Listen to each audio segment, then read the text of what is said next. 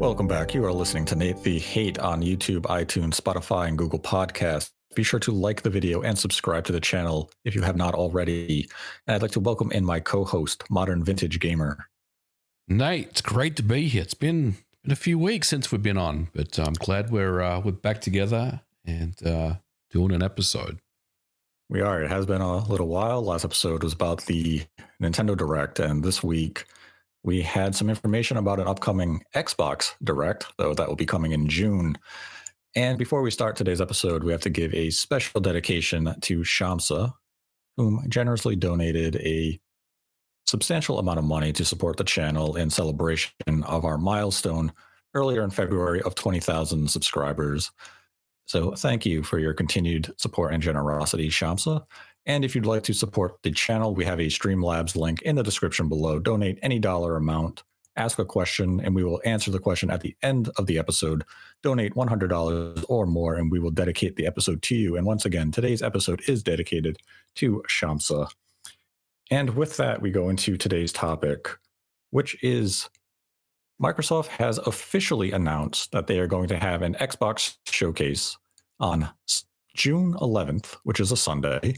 And following the main showcase, they will have a Starfield dedicated Direct, where we will get a deep dive into Bethesda's upcoming RPG. But the real news was that Microsoft and Bethesda have finally given Starfield a release date.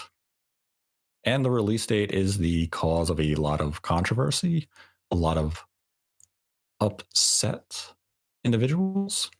And Starfield will officially launch on the Xbox Series and PC platforms on September 6th. Now, this is a bit later than many had assumed, as Microsoft last year they decreed that the game would release in the first half of 2023. And September is not in the first half of the year. Obviously, it is in the second half. And this has led to a wide range of emotions.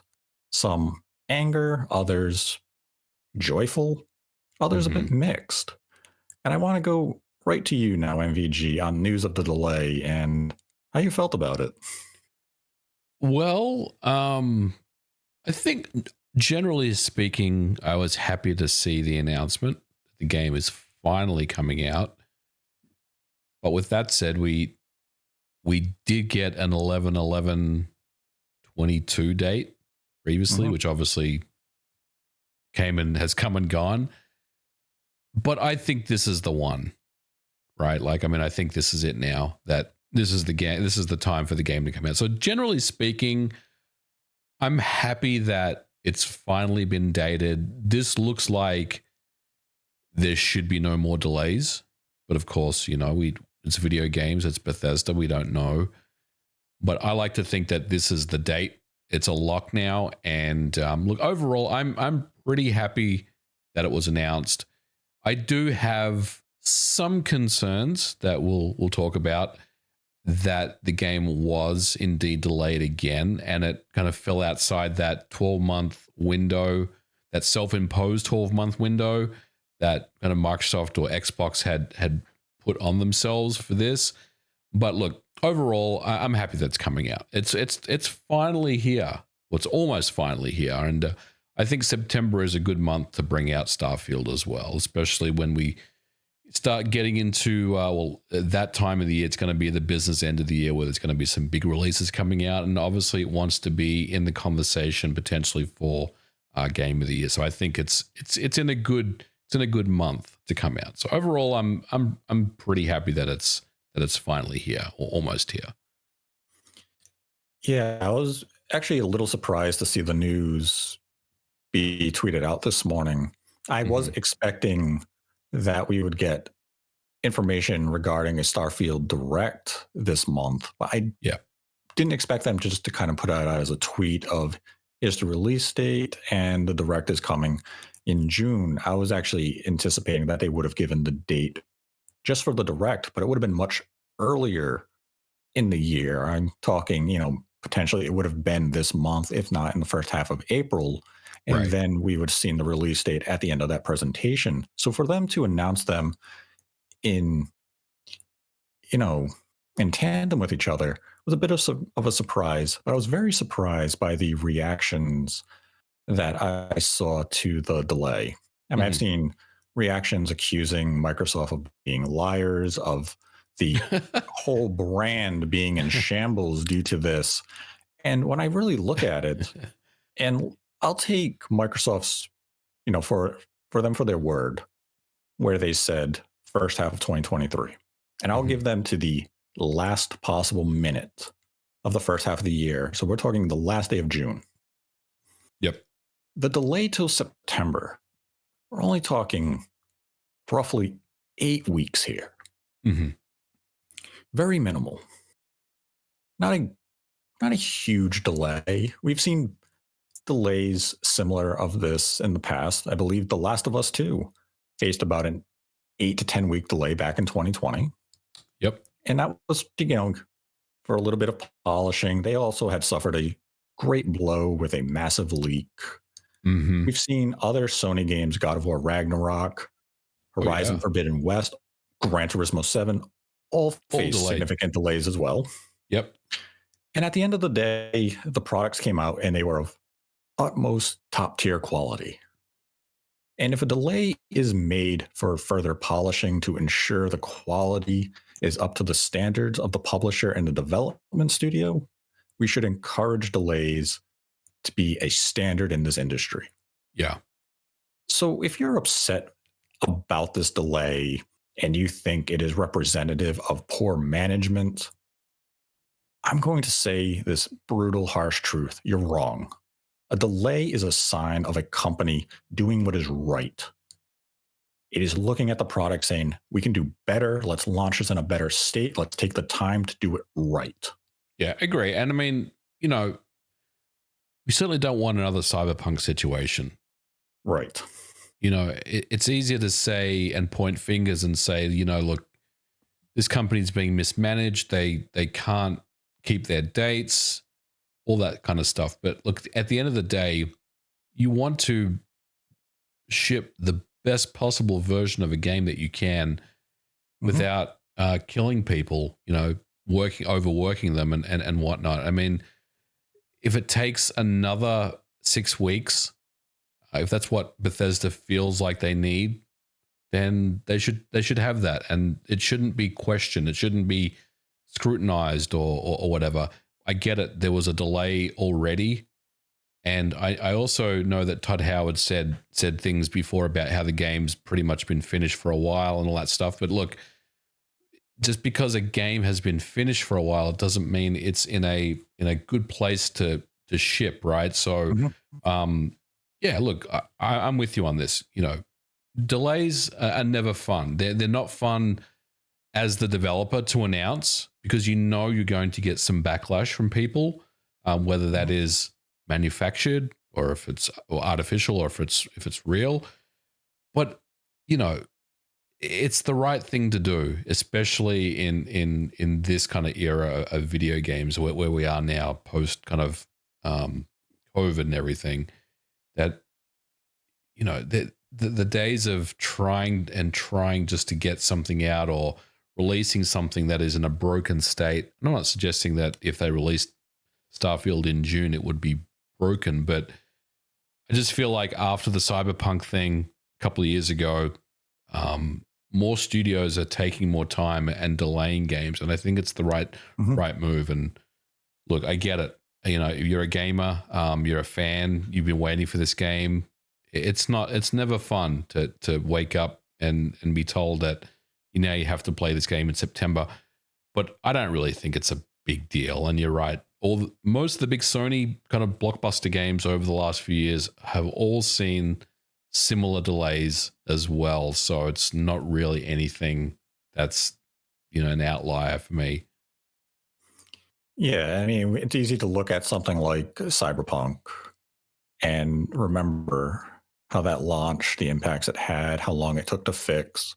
And you can even look at a more recent release with Pokemon Scarlet and Violet, where it launched in a playable state to some, and just recently got its first patch where it was able to solve some of the issues, but there's still performance problems. There are still other things that people want addressed with that game.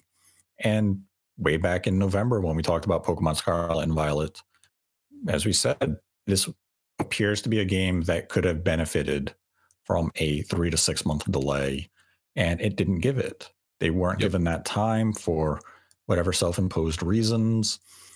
And, look what happens. You get a game of shoddy quality that the consumer is then waiting and hoping that a fix comes down the line.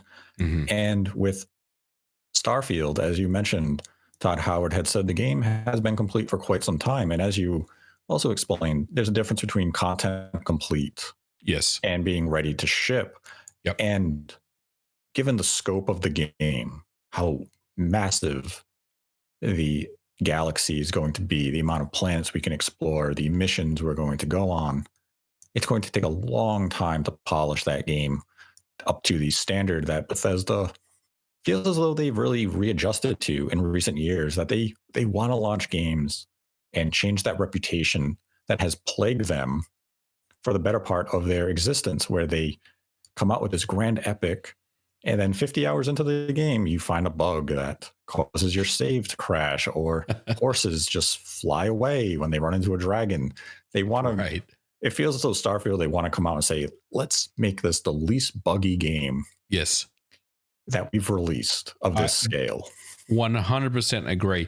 And I might add, this is coming out to Game Pass on day one, right? So I feel like, Bethesda obviously has a history and a reputation for launching with not so stellar kind of day one releases, where there's usually some big patch that comes in.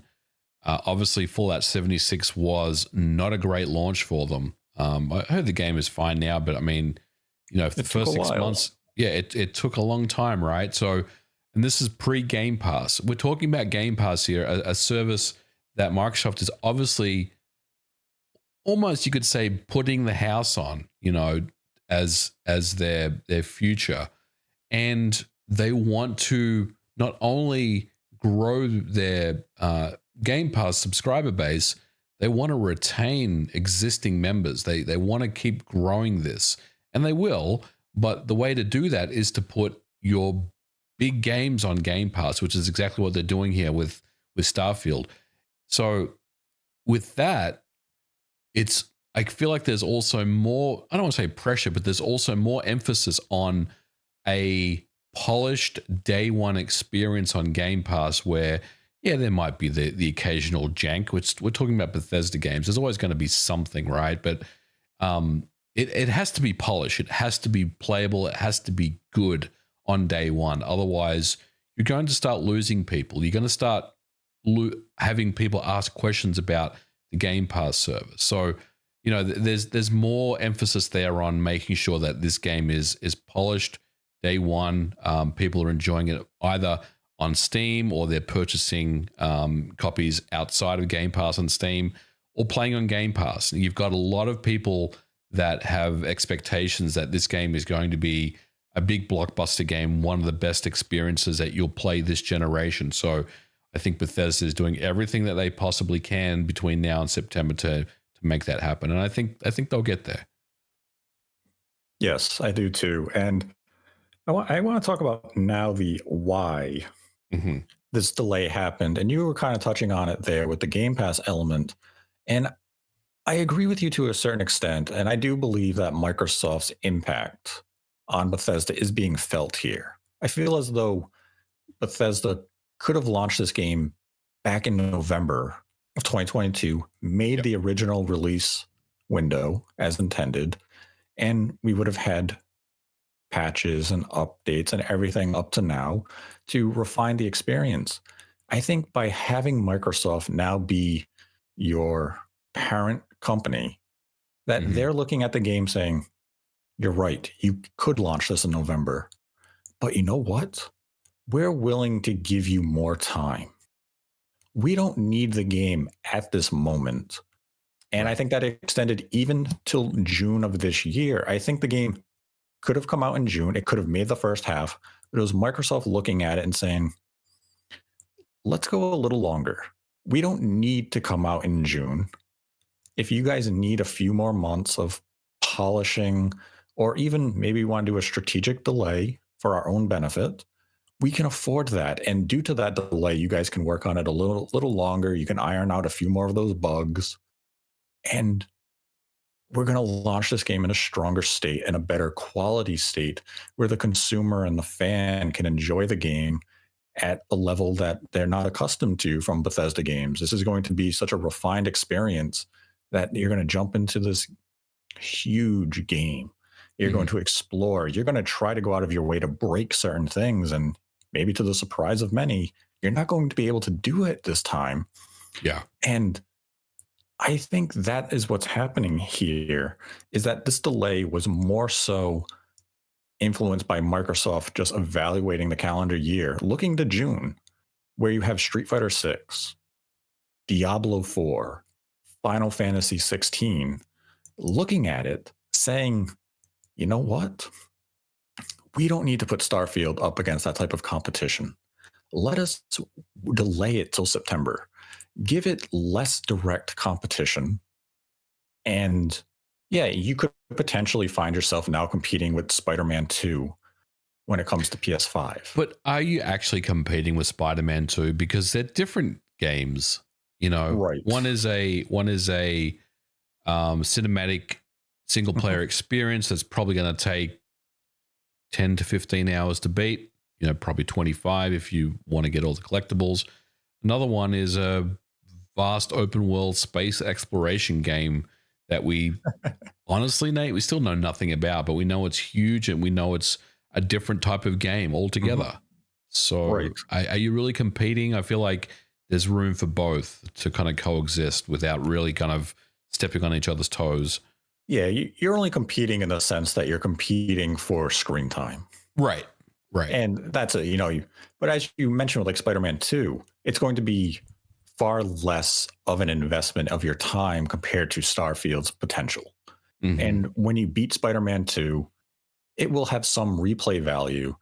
But the thing with Starfield is, just like Skyrim and all the Elder Scrolls or even the Fallout games, is once you become invested in this world, you want to keep coming back to it. You want to discover what's new. What's on that planet? Is there a mission there I didn't discover? What if I mine this mineral? What can I build? Can I further my exploration? All of those ideas and concepts are why you are going to keep coming back to something like Starfield. And when you look at that June lineup, yeah, it's a fighting game. It's an RPG. It's whatever you want to classify Diablo as. That's a lot of time with those three games. That's a huge investment, and that's a lot of competition. And people will say, well, Final Fantasy 16 is PlayStation exclusive. Yeah. So you're not competing with that directly. And yes, again, you're not competing with it directly, but it is competing for your time. And when you have three other games also competing for your time, that's a lot of competition, even if it is indirect competition. So you give yourself some space. You wait to officially, there's nothing in September of meaningful release beyond Starfield at this moment. That can very easily change come May when Sony has their PlayStation showcase and they date Spider-Man 2. And let's just say, for the sake of the discussion, Spider-Man 2 is September. Yeah. That's fine. Right now, though, Microsoft has kind of laid their card on the table and said, Sony, you want to bring Peter Parker to September? This is what we have for you. Do you want to compete with us now? Yeah, I mean, I agree with you. The only thing I will say is I will put a pin in it as well until we actually see more of the game at the direct that we're going to have in June, I believe, for the game. So this should be kind of the definitive deep dive into Starfield before there may be other previews that come out, of course, from outlets, before the game launches. But I think we'll know then more about what we're looking at as far as, this game. Like, for me, I think you're right. as far as why the game's coming out in September and not in June. But I also, I kind of touched on it before, but I feel like they just, I don't, maybe the game is ready, but being offered that extra time or having that extra time is a good way for them just to, button this game up and get it ready to go. So I think they just need whatever time they've been given just to get the game ready for launch. But yeah, I mean, I feel, like I said at the beginning, I feel pretty strongly that this is it now. The game is definitely on the off ramp and it's ready to be buttoned up for release. So yeah, I don't really feel like there's its delay or whatever is the end of the world here. I don't think it's hurting Microsoft in any way. I don't think it's hurting Xbox's brand. I don't feel like it's going to affect Game Pass sales or anything like that. I feel like, when the time comes, it's going to sell a lot of units and it's really going to push the Game Pass brand and it's going to push Xbox. And this is kind of the first release that we've been waiting for since after the acquisition was done. So we're starting to, actually that's not true because we're going to get Redfall. I guess that's technically the first game, right? But I mean, this is really going to be, the year of the fruits finally of the acquisition from a couple of years ago that we've been waiting to see. But I think Starfield is going to be a good game, and I'm looking forward to it. Yeah, another reason why I think this delay may have happened, and this is definitely, it's spitballing an idea, is I think back in January when we had that original Xbox Direct and we had the Shadow drop occur. Yep. Hi-Fi Rush. Yep. Hi-Fi Rush and Forza was delayed.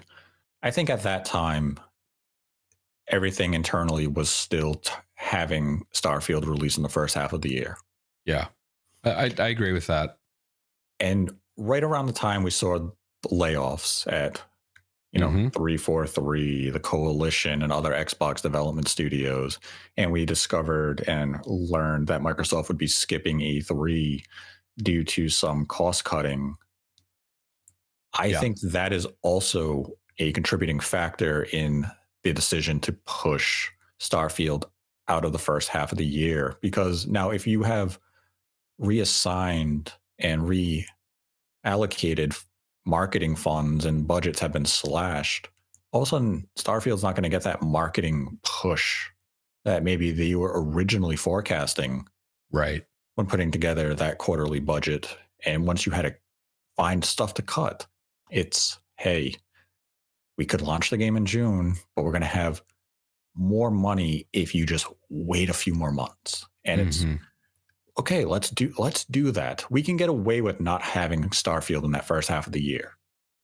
We're not going to get the Game Pass subscription numbers that we were originally forecasting for that quarter, but we're going to make up with it, that following quarter. So we can get away with this. It's going to hurt us initially, but in the long term, we'll recover just fine.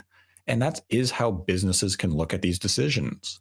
It's, you have to cut money for these couple of months.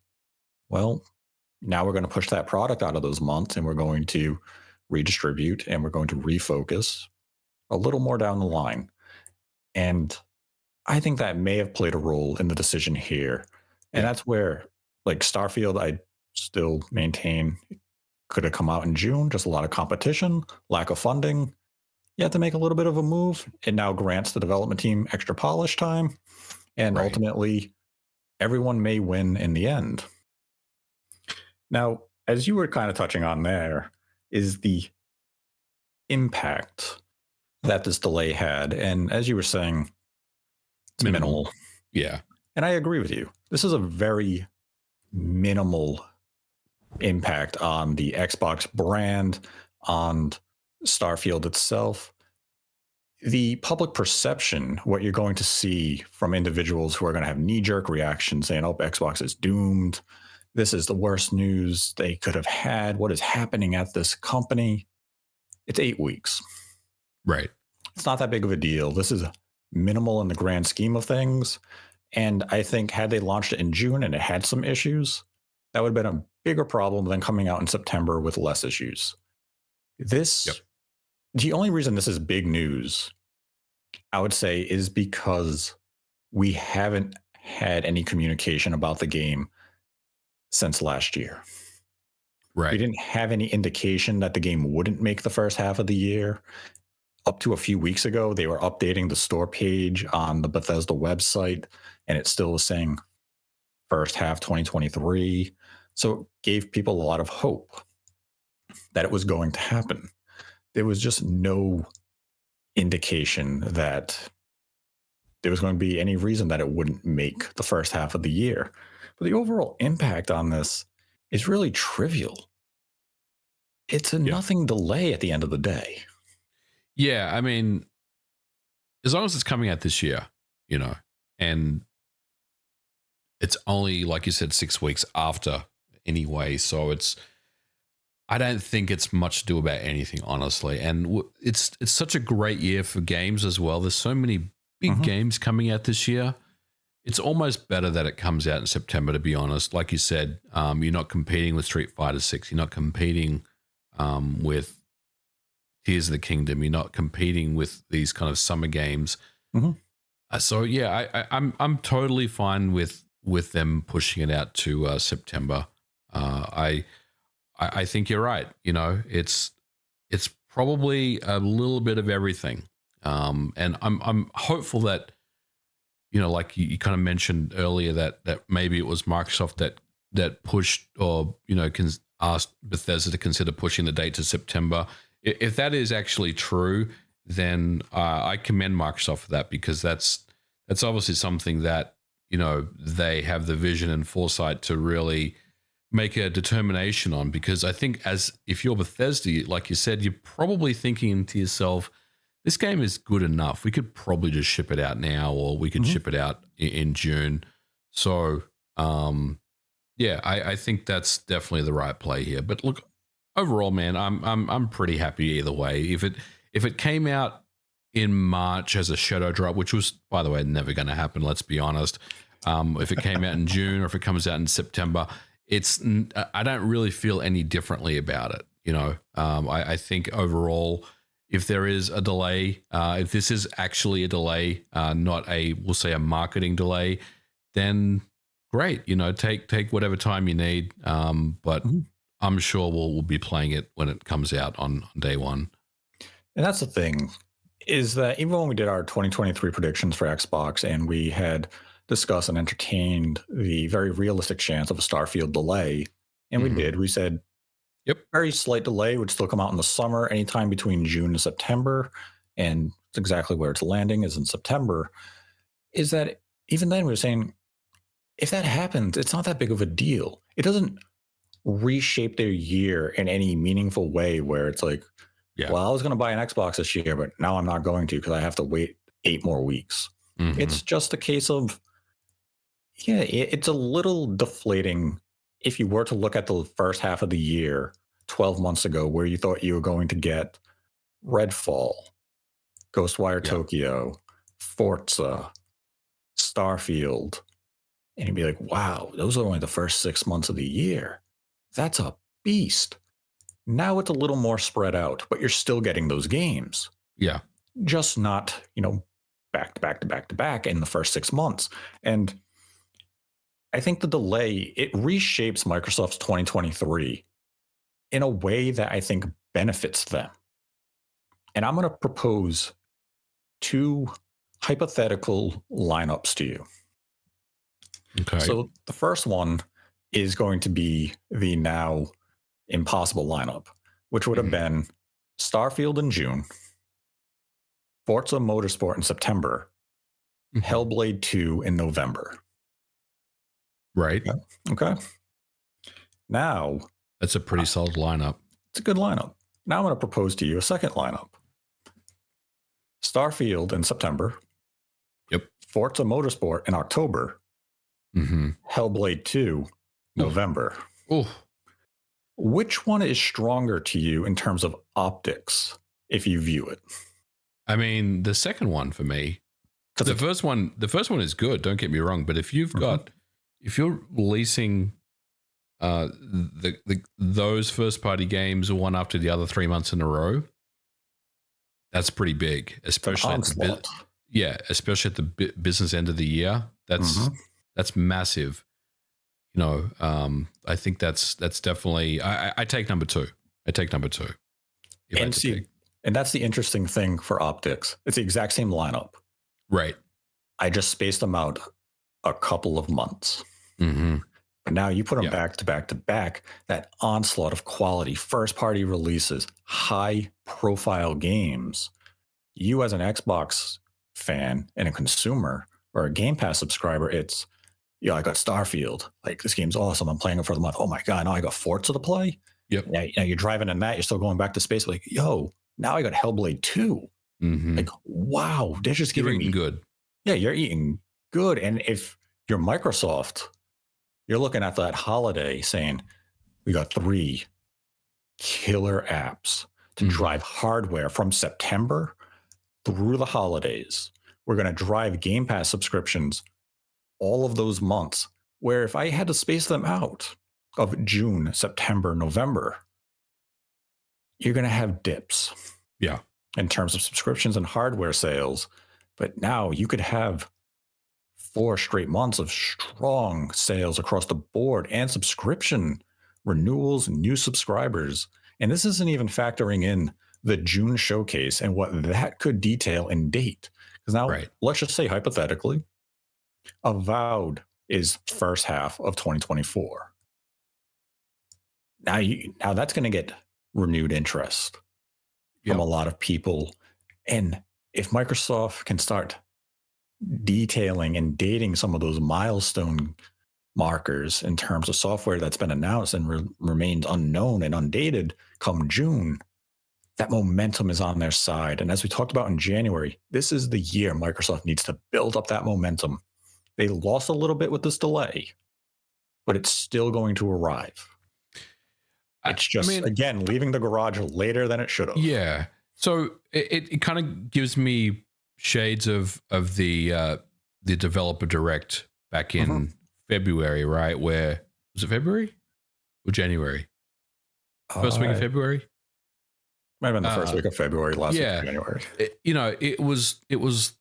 I went into it saying everything needs a release date. There's no excuses now. Microsoft has to start firing their shots.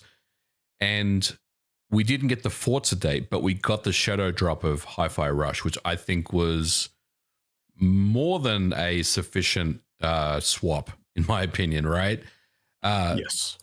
And I kind of walked away from that feeling like, look, we didn't get dates for everything. We got dates for most things, but we got a nice surprise for the fans. And I walked away feeling like, okay, Microsoft has done enough here. They haven't, gone backwards in any way. They realize that not everything has a firm date, but they gave fans a nice little surprise, which was fantastic. The same thing is true here, I feel like. Yes, the delay is not great for some people. Some people won't like it. But the fact that we are getting a deep dive June direct showcase of this game is pretty big. And if we go back and look at the past where Todd Howard has come out on stage and, talked about his game, I expect this to be the same, probably better. But the good part is, that once Todd Howard comes out and makes his little speech and shows off his game, you don't have to wait that much longer to play it. And that's always been true of most Bethesda games in the past. I think about Fallout 4, Fallout 3, and even 76, which I didn't play, of course. But they, once Todd Howard's out there showing off his game, it's only just a matter of literally, weeks. There's still a little bit of time, but there's not that much time between when he talks and when the game comes out. Yeah, typically he comes out with these type of presentations when the game is ready to go. Yep. He's going to be playing the final build, or we're going to be seeing the final build in June. Mm-hmm. What we see on display is going to be what we're playing in September. Yes. And, that's a good thing. And that's where I just view like June has great meaning now for Microsoft. They know that showcase itself. You have to deliver. And I'm not talking the Starfield showcase. I'm talking about the main June showcase. Right. Because you've removed Starfield from that now. Starfield is its own thing. So you don't have that to fall back on in that show. If you have a 90-minute showcase, you got to deliver for 90 minutes. It's not you can't be 55 minutes of mediocrity and say, well, we've got 25 minutes of Starfield at the end that's going to save us. Mm-hmm. You have to have back-to-back strong showings and to get people excited about your brand again. And that's going to bring me to the final topic of this discussion, which is Microsoft's marketing failure, which goes back to last June, where they had the 12-month guarantee. Yeah. And that included Forza and Starfield, 2 games now that will not make the first half of this year, and how that promise hurts them because now we're approaching June. And as I brought up, let's say they come out in June and say, avowed first half 2024. Right. Are you going to have confidence in that date come June 11th? Well, I mean, here's the thing. That showcase they had last year where they basically imposed their own rule that we're only going to show the next 12 months. Mm-hmm. It has not aged very well, and I'm hoping that Microsoft will do away with it going forward.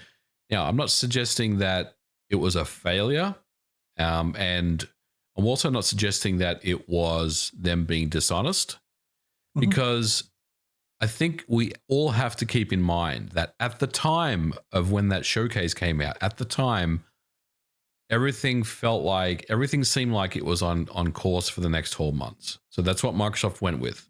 Right. I feel like they would have gone around to all their potential studios and partners and basically asked for a thumbs up commitment or a thumbs down, and that's what they got, right? Mm-hmm. It's not really on them to ensure that all these dates are met.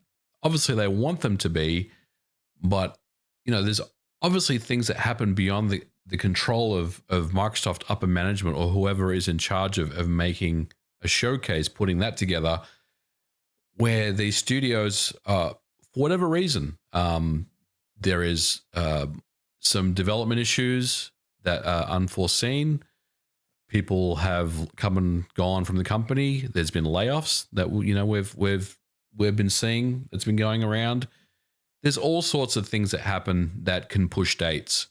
And I think the takeaway for me is that while it was a very admirable way to put together a showcase, especially considering the criticism Microsoft and Xbox have had for, showing off cinematic trailers and things that really aren't anywhere in any state of being released anytime soon. I think they need to find some happy medium between a self-imposed 12-month kind of restriction and something a little more further out. So I think, I don't think it requires them to change the world here. And I think the developer direct was a good start for them if that was the way that they want to continue. But look, the 12-month thing was a marketing failure. Let's be honest. It hasn't gone well for them, but it was an admirable kind of way to test things out. I think I'd just rather them not try to commit to anything like that and just show us stuff that is close, right? They know that it's kind of in the final stages of production or whatever. Or maybe it's kind of at the tail end of development. Things like that, I feel like, would be acceptable. But ultimately, I think Microsoft just needs to do away with the 12-month thing because, it just didn't work for them. See, I like the focus of the 12 months because it gave us a very strict window of what we were going to see. We weren't going to see games that are 3 years out that we're just getting a hype trailer for or even a recruiting trailer for. We saw games that are deep in development that they, at the time, thought would make it within those 12 months. Now, I look at Forza and Starfield delays. As you mentioned, I believe at the time, Turn 10 and Bethesda were confident they were going to get those games out before June. Yes. And as you mentioned, there's been layoffs within Microsoft. Budgets have been slashed. Mm-hmm. Some games were dated for months, like June with the, Final Fantasy 16, Street Fighter 6, Diablo 4, that at the time didn't have release dates. And games releasing in certain months do impact the release windows of other games. That's a hard fact that even when Tears of the Kingdom got dated for May, there's very likely a game that was looking at May as one of the potential release dates, saw that get officially announced before they announced their date, and they said, okay, May is no longer viable. Now we'll release in June or we'll release in July. This is an industry standard. All the companies have multiple months where a game could come out, and it is dependent on competition. So that kind of plays into the idea of Microsoft could have been targeting June. All of a sudden, you see a lot of games being dated for June. They say, okay, our backup date was September. That's where we're going now. And going into this June showcase, I want them to retain that 12-month window. But to your point, make sure the games that you're showcasing there will make it out within those 12 months, or just be a little more, I guess, liberal with the time frame. Say all the games here will be out within the next 12 to 18 months. Yeah, I mean, just loosen the restriction a little bit, right? I think that's really all you need to do. Look, you and I, we know what goes on behind the scenes. We have a pretty good idea about why games get delayed, but to the average person that is someone that is an Xbox fan or a GamePass subscriber, I'm not saying that Microsoft pulled a fast one on them, because they didn't, but I think if you start holding yourselves to these self-imposed spaces and rules and dates, then eventually you're going to get yourself in a spot of bother. So I think they just need to relax that window a little bit. Doesn't have to be drastic, but yeah, just 18 months or, just make it a sliding scale or something.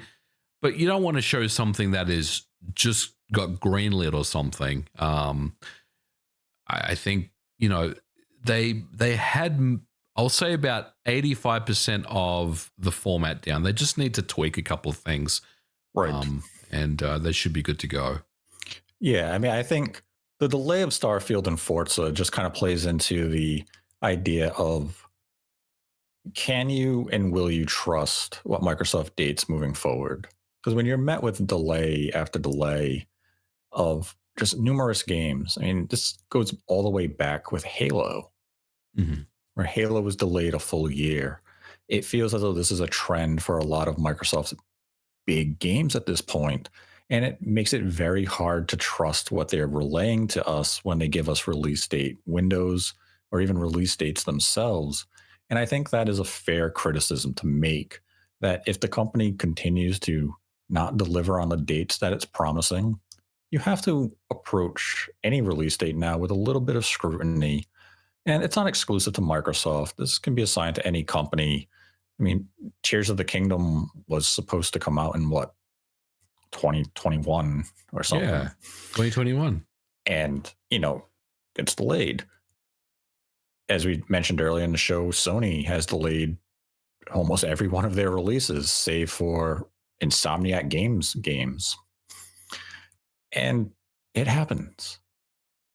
And come June, yes, I will definitely be a little cautious to get too excited if they said, Avowed coming out January 25th, 2024. I'd be saying, sure, it will. I'll expect you coming out in April.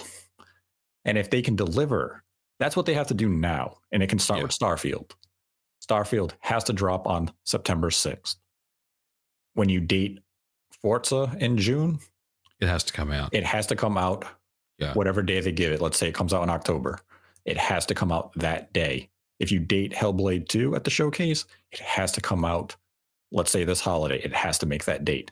Yep. No game that you announce in June for the remainder of 2023 can be faced with a delay. Yep. If anything is hit with a delay, you're going to lose a lot of goodwill with the consumer base, and they're just not going to believe any date you give moving forward. Right. For now, I'm willing to give you the benefit of the doubt, and that goes for any company, that you will deliver on the dates you give us. But you can only fool me so many times before I'm just going to say, I'm done. I quit. Yeah. No, that's a really good point. But I go into June being very hopeful. I think ultimately the Starfield delay, it's almost not even, it's news because it finally got a release date. Right. But the delay aspect of itself, I don't think it's negative, nor do I think it's a positive. It's positive that we got the date. It's negative that we have to wait a few extra weeks. But ultimately, I think there's a lot of outrage just for the sake of outrage on this topic. And I think the takeaway should be, yes, we got a new release date. It's coming. Can't wait to see that deep dive in June. Bring it on. Yep. It'll be here before you know it. It really will. There's a lot of games coming out this year, and all of a sudden it's going to be September. Already almost in the second week of March. I mean, this year is flying past. Yep. It's going to be here before you know it. In just a couple of weeks, Resident Evil 4 Remake will be out. Right. And next thing you know, Tears of the Kingdom will be out. And then we'll be playing Final Fantasy 16. And then all of a sudden we'll be playing Starfield before you even blink your eye. Yep. Playing Metroid Prime 4 too before you know it. Right? Maybe. And on that note, we can go to some of the Streamlabs questions that we have. How many do we have, Nate? We have a lot. It's been a while. We'll get through them. We'll get through them all. And our first question comes from Jackie G, who donated $1. And they write, folks seem to think porting a game from one console to another is just a flick of a switch. How many resources would it typically take to port a AAA game designed for PlayStation 4, PlayStation 5 to the Xbox? That's a really hard question to answer, because every game has a different scope, budget, and resources. But we're talking hundreds of people, potentially hundreds of people, and millions of dollars in general. It's not an easy thing. Yeah, there's no port button. Yep, there's no copy paste or easy mode or anything like that. It's just work. There's just a lot that goes into it. But yeah, good question though. Then had a $1 donation from Hero of Time. What is your advice for tackling the backlog, especially for balancing retro games you missed out on versus new releases? I feel like I have decades of releases to catch up on, top of the mountain of releases coming out in 2023. Love the show. My advice is play what you want to play. Yep, I agree. And look at the backlog again and really make a determination on, do you really, are there games that you really want to play? I'm not the best person to ask about this stuff because I kind of just pick up games when I feel like picking them up, not when they're popular. Mm-hmm. So a good example is I played and beat God of War Ragnarok months after everyone else had, and I had a great experience with it. I loved it. I just finished Metroid Prime 1 remastered. Loved that. And now I'm going to start Hi-Fi Rush on the Xbox. I haven't played the game, but I've heard it's great. So, yeah, to Nate's point, just play whatever you want, whenever you want. Yeah. Keep in mind that when you buy a game on launch day, you're spending, $60 or $70 really just to be part of the conversation at the time. Yes. If you're not going to be part of that conversation, be it online or with friends, you can wait and, play the game a few months later at a fairly significant discount at that. But yeah, sometimes also look at the backlog, and as, MVG was saying, if it's a game you just kind of bought because you thought you'd have interest in, and you're looking at it saying, I don't think I really want to play this game, shelf it and move on. Don't feel obligated to play games in your backlog just because you bought them at a time where you thought you would have interest in it. They can be ignored. Then had a $10 donation from Duck1299. MVG. One thing I haven't seen discussed much regarding Nintendo's next hardware storage. I love the speed of the SSDs used in PS5, Xbox Series X. Could Nintendo implement this, or will the component cost being bound to slower physical game cards limit them? I think they'll have something faster for whatever comes next. I don't know what that will be specifically. They could just have a faster cart format, potentially. They could have faster NAND inside or faster flash. Or they could have some type of SSD approach. It's hard to say. I do think, however, that loading times and speed, read speeds, write speeds, is something that I feel like is a KPI that Nintendo is interested in looking into and fixing and making more performant, faster for the next generation. Agreed. Then had a follow-up $10 donation from Duck1299. And they write, Nate MVG. What are your thoughts on Zelda Tears of the Kingdom, Metroid Prime 4's proximity to the release of Switch 2? Since these are new big-budget first-party titles, they'd surely benefit from some enhancements. Will they get free next-gen updates or be sold as new ports? I mean, we have to make a lot of assumption and guesswork here. Yep. As far as like a free next-gen update, it's reliant on, is the next Nintendo successor going to read Switch game cards? Right. Could they be sold as new ports? They could be. It's all dependent on if the format changes or if it remains the same, what makes sense for Nintendo. When you think of Nintendo as a business, I would definitely go with the latter. If they can sell you an enhanced port, they will do that. Then instead of giving you a free one. They sell you the same games over and over again. We keep buying them.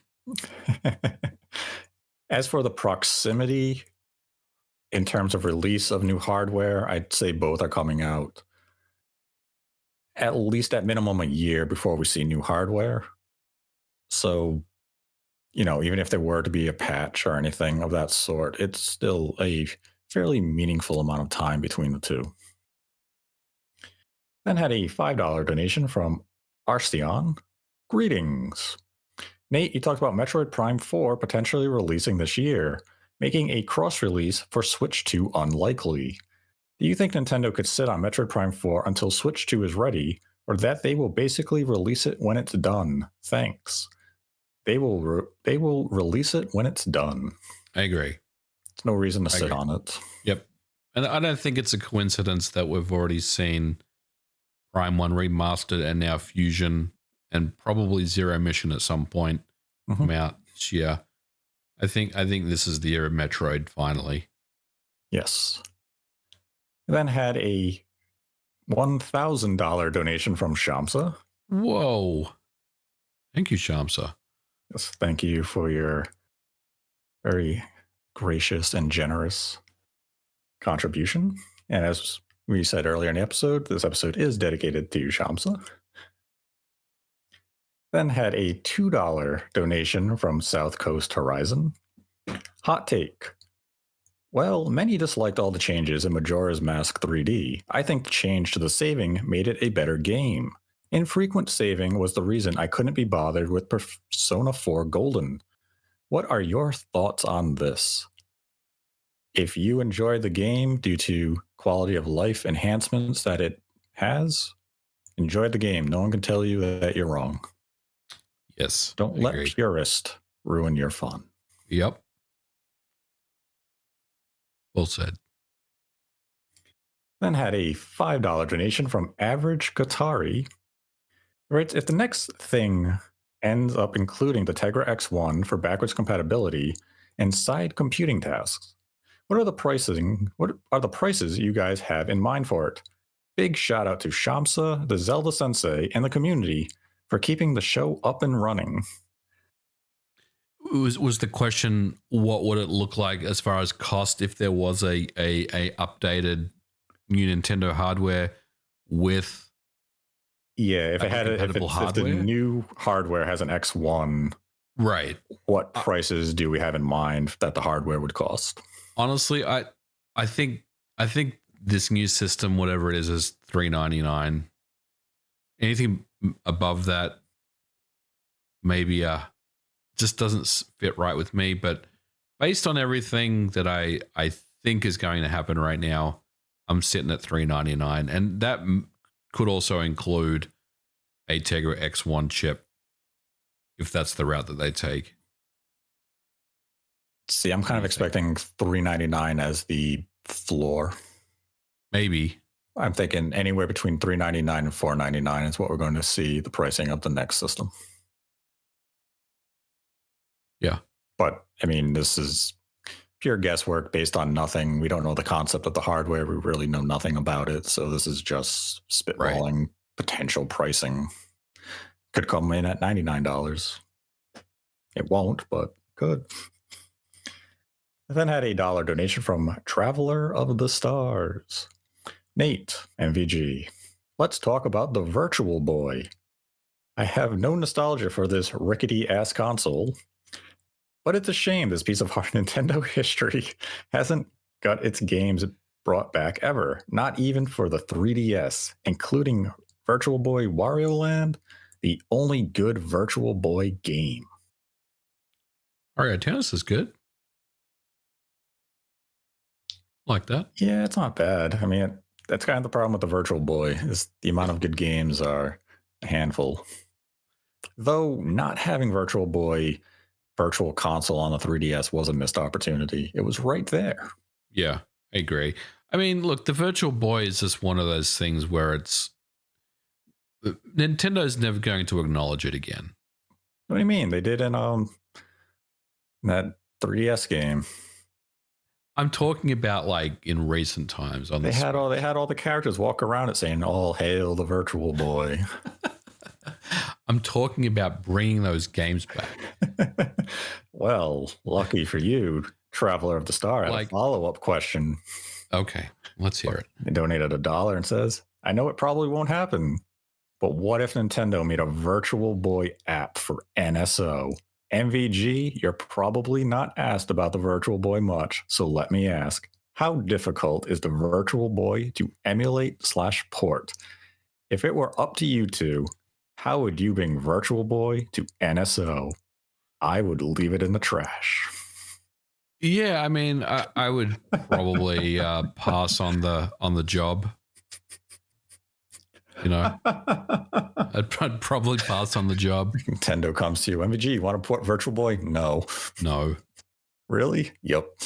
We'll pay you. No. Get off my phone. The problem is, I mean, there's going to be the diehards that will never be happy with what you have presented to them because it's not the Virtual Boy. I mean, so it's one of those situations where I don't feel like you're going to get any sort of praise for bringing this to the service. You know how they could do it though? Labo VR.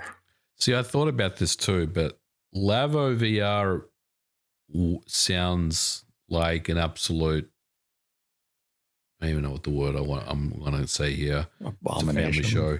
Yeah, pretty much an abomination. I don't think that would work very well. I mean, it's really the only solution you'd have. Yep. If you even want to come close to replicating the Virtual Boy, delivery, like the 3DS, because it had the parallax 3D barrier, you could have simulated that effect reasonably well. Going to the Switch, if you wanted to do it, you'd really need that Labo VR unless you wanted to create a VR headset for the sole sake of playing Virtual Boy games. But considering you're only going to have about 10 of them on the service to begin with, you'd want to go the cheapest route. And Virtual Boy is just a relic of Nintendo's past that will be left to meme status and nothing beyond. And if you thought we were done talking the Virtual Boy, you'd be wrong. No. Traveler of the Stars followed up with an additional $1 donation and writes, speaking of Virtual Boy Wario Land, do you remember years ago when this and Link's Awakening getting remakes were rumored?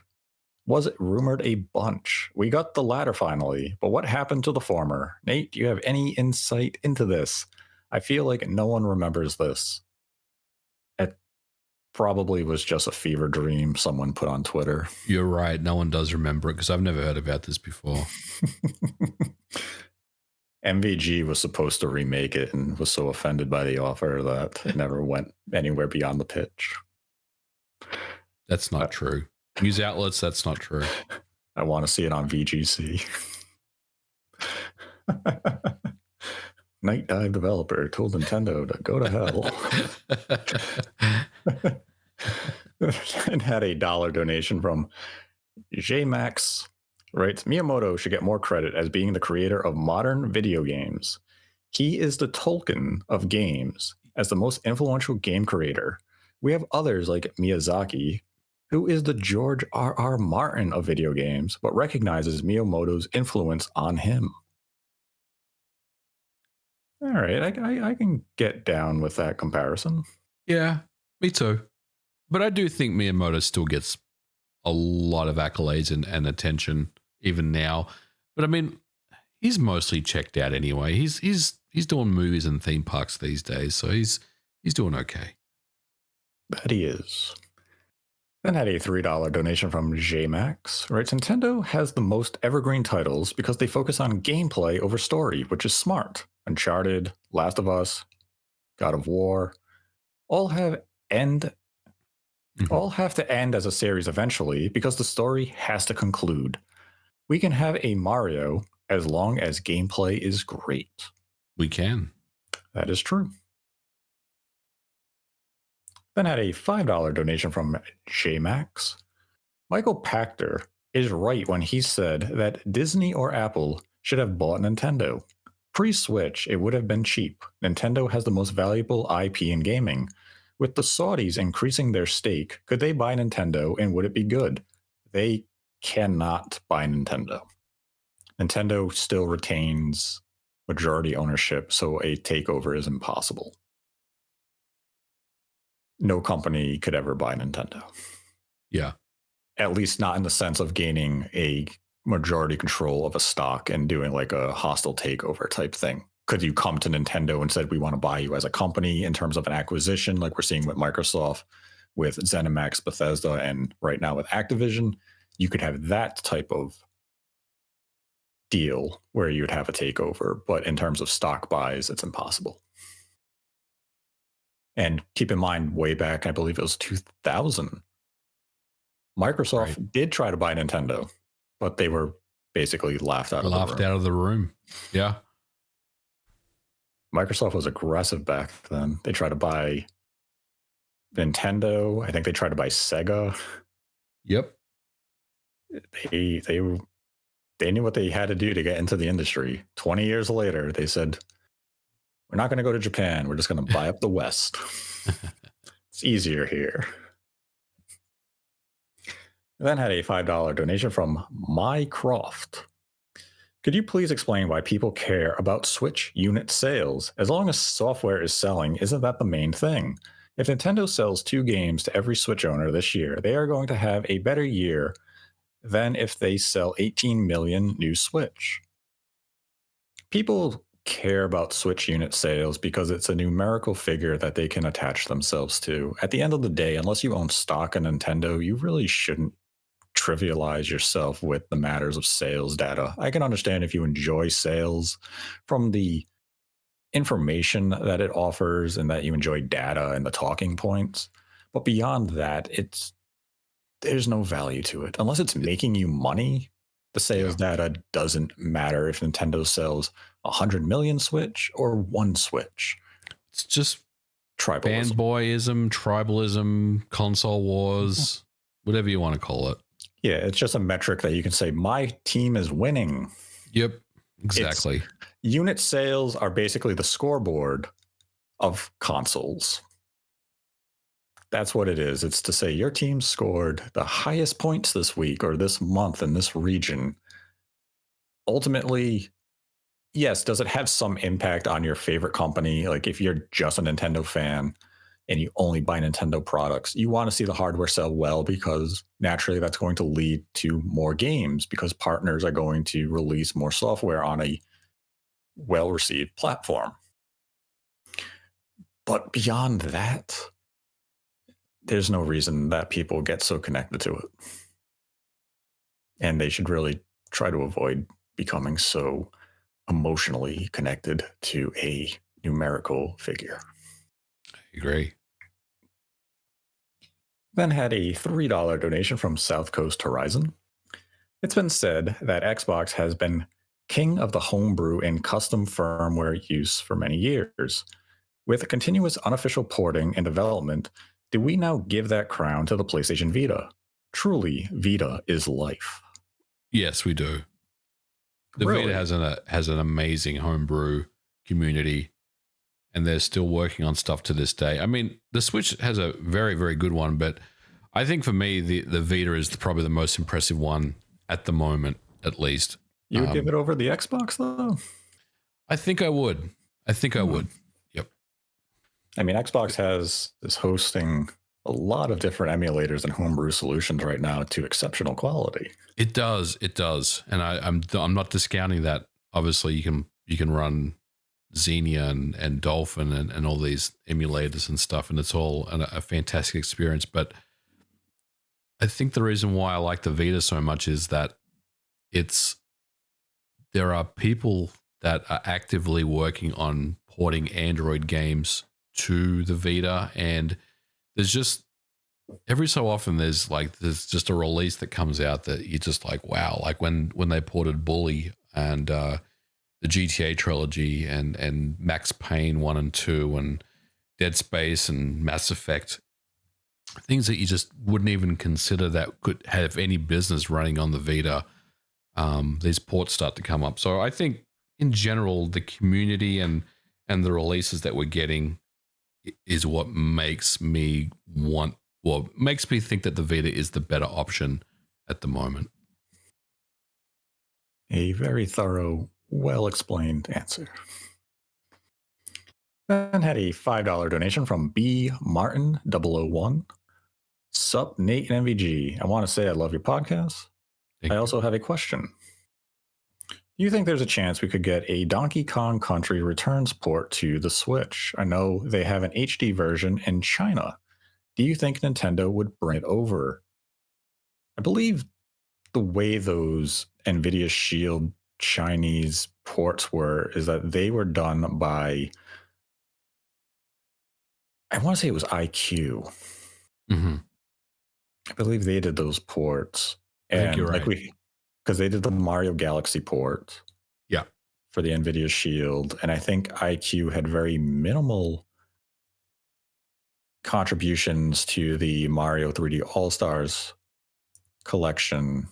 But I'd have to check on that. So there's technically nothing preventing it, but there could be some deal that Nintendo has in place with IQ and Tencent, the distributor of Switch in China, and even a deal with NVIDIA of how the games were released and ported there, where there are licensing agreements and such. And given how long it's been since that was released on the NVIDIA Shield in the region, and the fact that we don't have it now, I kind of wonder if there is a deal that's preventing it, or if Nintendo simply just has no interest in doing it, because it feels as though it would be a pretty simple port and release. Yep. So it feels as though there's a reason that we don't have that release right now, because they should have just bundled it back with Tropical Freeze. Then had a $10 donation from Carlos. Oops. $10 donation from Carlos Obregon, and they write, Instead of live services, companies should establish an IP through a series of games and then expand to movies, TV, comics, toys, theme parks, etc. The way that Disney has done with their IPs, Nintendo and Sony seem to be heading that way. Thoughts? It does seem as though a lot of the video game companies are moving in that direction. They want to create a massive media feel with their IPs, at least their iconic IPs. And when you look at things like The Last of Us from Sony having such success on HBO and Nintendo going into theme parks, we have the Mario movie. More and more of these mainstream IPs are going to continue to go in that direction because there's a lot of money to be made.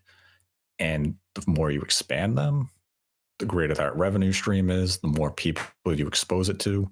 And it also, now you get other merchandise, toys, cell phone covers. You can look at Hello Kitty. Yep. Hello Kitty's been around for decades. And it's one of the most iconic and profitable characters in the world. There's no Hello Kitty movie that anyone really recognizes, but everyone knows Hello Kitty.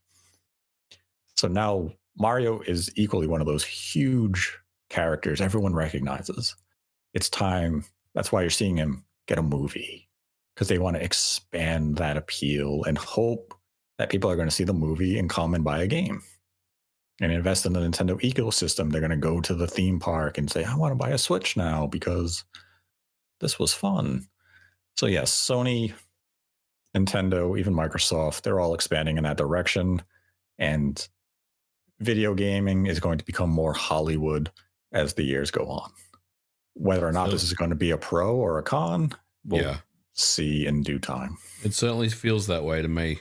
Then had a $3 donation from John Strike, and they write, thanks for great podcasts. Looking to the future and how close hardware is to PC hardware at times, and with Sony going all in on PC gaming, how many generations are left in the traditional console hardware?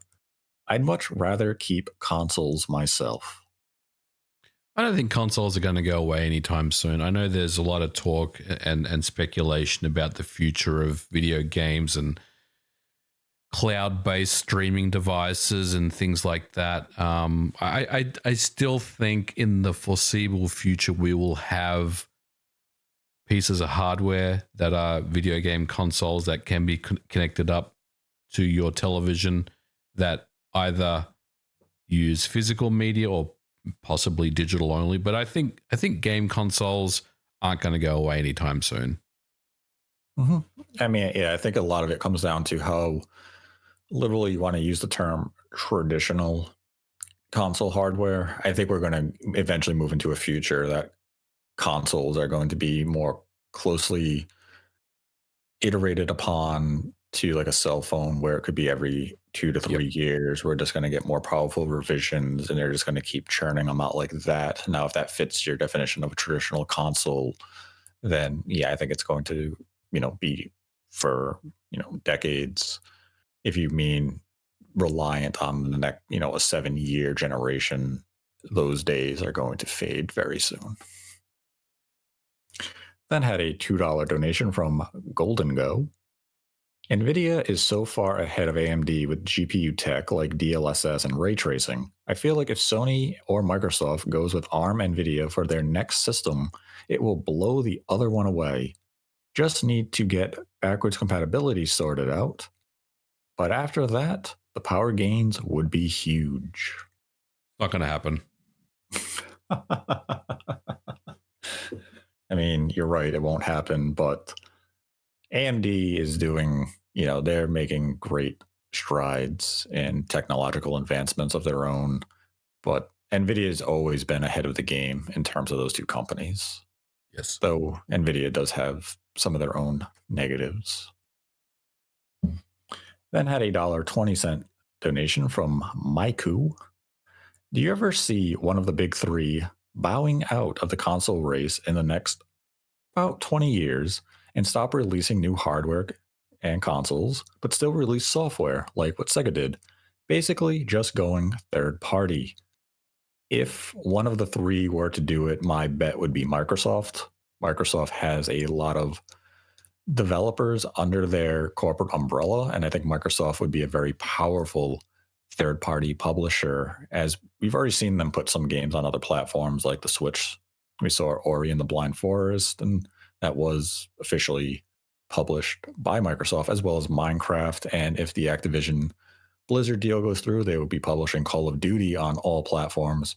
So I think that would fit Microsoft's, fairly well. I think if Nintendo ever bowed out, I think that would just be the end of Nintendo. They wouldn't become a third party developer. I don't think they would like that whole deal. And Sony, I think Sony would just abandon gaming altogether, but the developers under their umbrella, I think, would continue to operate and potentially find new homes under another corporate wing, whoever it may be. If it was a Microsoft and EA, Activision, or a whole new company, I think the likes of Naughty Dog, Santa Monica, Insomniac, all of them would find new life in the industry.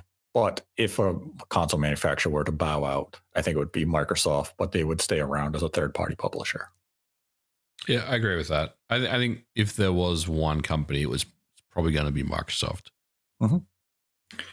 Then had a $1.50 donation from Night Elf Druid. Do you ever see ad breaks becoming common in games? As in, the game pauses itself while it streams in ads, then unpauses the game after the 1 to 2 minute ad break. If it sounds crazy, so did Horse Armor DLC back in 2012. What do you think? I think there's been some attempts to do this already, right? Like, there are games that have advertising in them. Yeah, they have a lot of that. Like, you do have paid for advertising where you have product placement. Yeah. You have the billboards and stuff. I don't think, maybe some free to play games might have like that type of pause. I know NBA 2K, I think, runs commercials. Yep. After like it's been on market for so long. As a standard, I could see it becoming a standard for a free to play game. Oh yeah, easily. But nothing that you're actually paying hard currency for. I'm not giving you $70 to watch commercials. Right. So yeah, I do think it will become more common, using air quotes, but it's going to be in a very select subgenre of gaming. Then had a $1 donation from Oat Milk. I worry about the lack of big new IPs in the future. It seems expanding an IP to movie TV makes it harder to move on from the IP. Studios become factories for the same IP for many years, like Guerrilla Games right now with Horizon. Thoughts? I see where the question is coming from, where you do get a lot of sequels to these big IPs like Halo, Gears of War, Horizon, God of War. And I mean, it's hard to say why they turn out just sequel after sequel. Is it because it's being dictated by their publisher, where they want to make the IP into, a movie or a TV show? Because if you want to look at The Last of Us, very successful on HBO, yet Naughty Dog has not committed to The Last of Us 3. Mm-hmm. It would make sense if you did. You want to capitalize on all this hype and, it's easy marketing. But if the creator of the game doesn't want to make a new entry, you can't force them to do it. So it kind of comes down to the creators and whether or not they want to do it. But I think what we should be looking to more is, we're seeing Disney and Marvel and all these superhero companies investing in gaming with their licensing, where, man, we're old enough to remember, where if you were getting a Hulk game and a Captain America game during the PS2, even early 360 generation, we used to just call that licensing crap. Right. They weren't good games. They went to second tier developers. They were published by EA and Activision to make a quick dollar. Remember those bad Ninja Turtles games from the 2000s? God, they were awful. None of them were good. Now we're getting higher quality games for these movie IPs, and it's going to prestigious studios where they're actively seeking out like the Star Wars license to make these big games. And I think that's where we're going to see it more, is that you're going to see the movies and those IPs from TV shows get big releases. And instead of getting those new IPs from the companies, they're chasing the trend instead of innovating and making new ideas, or even just expanding upon an IP they may have created. Like, you mentioned Horizon. Right now, Horizon isn't a big thing in the media world. But instead of, let's just say in a hypothetical scenario, instead of getting Horizon 3, Guerrilla Games is making Star Wars, The Return of Palpatine. Yeah. Be like, great. Woohoo. I think that's the trend we're going to see. You never liked Star Wars anyway. No, I didn't. Never saw the original trilogy. I know all about it because people talk about it all the time. It's just part of society where you learn things of it, but never had any interest in watching. Not even interested in really. I played the GameCube games. Well, they were pretty good. Because it was so cool. We flew a ship, blew shit up, and now, what is it, next month? No, it's this month. Actually, when the hell is it? When's what's it called? Jedi Survivor come out? Is it this month? I think, was it delayed to April? Oh, maybe it was, yeah. Yeah, it was Survivor. I don't care about that game. I'm sorry. I apologize. April 28th. I look at the trailer and I'm like, okay. Proud of you, Stig. You're a good developer. Yeah. But I have no interest in that game whatsoever. What was the question? Movie tie-ins. That's it. All right. And had a $1 donation from JMax. For Game Freak, is the tech jump for game development from 3DS to Switch bigger than the tech jump N64 to PS3? If so, we give them a pass since it is hard to adapt to a jump that big. I don't think it is a bigger jump. I think N64 to PS3 is a jump that most people would try to take and they would fail. That sounds like a serious jump right there. You're going from one really kind of obscure architecture that was difficult to develop on to another one that is notoriously difficult to develop on. I think the 3DS and the Switch, I mean, I don't have much experience on the 3DS, but I certainly have made games on the Switch. Jumping to the Switch is like a breath of fresh air. So I would definitely say the N64 to the PS3 has got that one. Then had a $2 donation from JMax. At first, I wanted a Switch Pro, but Nintendo going to the next gen is smart. If we got a Switch Pro, the next gen leap would be minimal and people would still hold on to the last gen of Switch. Nintendo needs to be ruthless and stop ports for old gen Switch.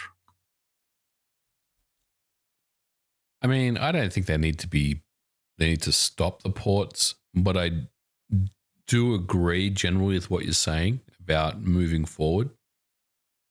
I think we're all expecting that this will be a generational leap now rather than a revision type of thing. But I think there's always going to be room for ports. And I personally hope that will continue in the future. Yes.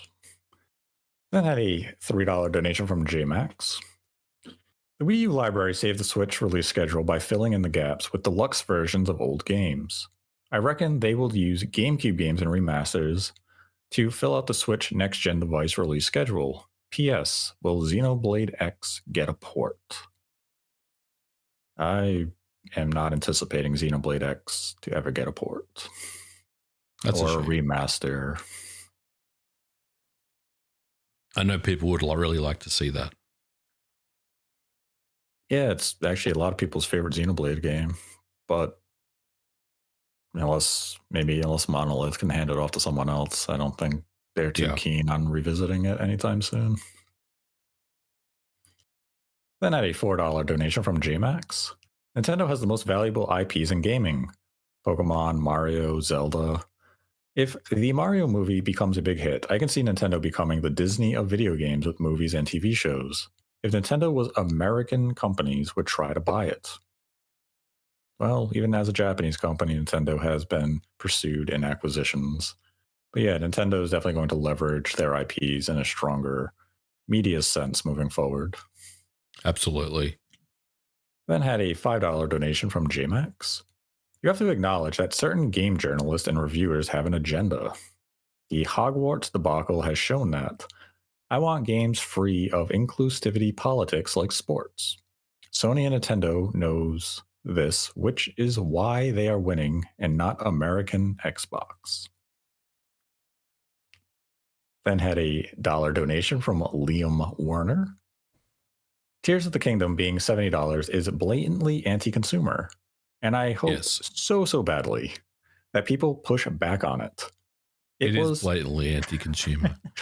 It was a little more tolerable with Sony since they offer next-gen experiences, but the Switch was old tech when it came out.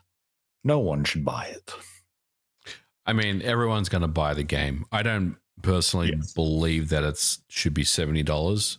I agree that it's a hard ask to put it on $70 when it's a system that's been out for many, many years. But I also understand what Nintendo's doing. It is a big game. It's an outlier for them. It's their biggest release of this year, one of the biggest games of the generation. So yeah, they can charge an extra $10 and get away with it. So that's what they're doing. We may revisit that pricing topic when the release date of Tears of the Kingdom gets a little closer. We should revisit that topic. I think we will in 6 weeks. Then had a $5 donation from Adrian. Oh my God, I'm playing Metroid Prime on my Switch right now. Did you guys get a chance to play it? And when will Prime 2 and 3 come out to close this rumor chapter? Thanks, guys. I believe both of us have played and finished it. I know I have. Yes. Amazing experience on the Switch. Fantastic game. My game of the year so far. I love everything about it. As far as when the other two games are coming, I have no idea. I'd like to think that they are in development and they will come out. I'd like to maybe think that one of them's coming out this year, but I'm just speculating now. I don't really know anything. I'd like to think Metroid Prime 1 is not the last we're going to hear about this trilogy.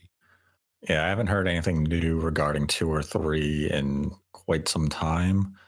I believe they still remain in development and planned for release. As to when they come out, it's hard to guess or even give an estimation. As we know, Metroid Prime 1 went to EU ratings review boards back in, I believe it was July of 2021 or 2020. I think it was 2021. And look how long it took to come out. Yep. So it's all about Nintendo and how they want to actually release these types of games and how long they're willing to wait. I think Metroid Prime 4 is the next Metroid game that we would get this year. Maybe 2 and 3, or at least maybe Metroid Prime 2. Maybe there's some slither of hope that they could release it this summer if they wanted to, but it's really hard to figure out what Nintendo's doing with some of these games, because they could have released Metroid Prime 1 remaster anytime in 2022, and they just didn't. I agree. I mean, I'm mostly trying to manifest it. So we get another Metroid Prime game this year. It'd be nice to have the whole trilogy out before Prime 4. But then again, we don't know how dependent the story of Prime 4 is on the trilogy, and maybe Metroid Prime 1 is just their way of introducing the first-person concept to gamers now in the Prime franchise, so they can generate a little bit of hype for Prime 4 later this year if the game does indeed release this fiscal year and calendar year. That is the last Streamlabs question for this week. If you'd like to support the channel, we have a Streamlabs link in the description below. Donate any dollar amount, ask a question. We'll answer it at the end of the episode. Donate $100 or more, and we will dedicate the episode to you. And with that, I'd like to thank MVG for joining me as always. Always a pleasure, Nate. Thanks for having me on. And let us know your thoughts on the Starfield delay in the comment section below and whether or not you think the delay is a detrimental negative impact on Microsoft's 2023, or if you are okay with just waiting a couple of more months for what could be the genre-defining RPG of the year, if not the generation.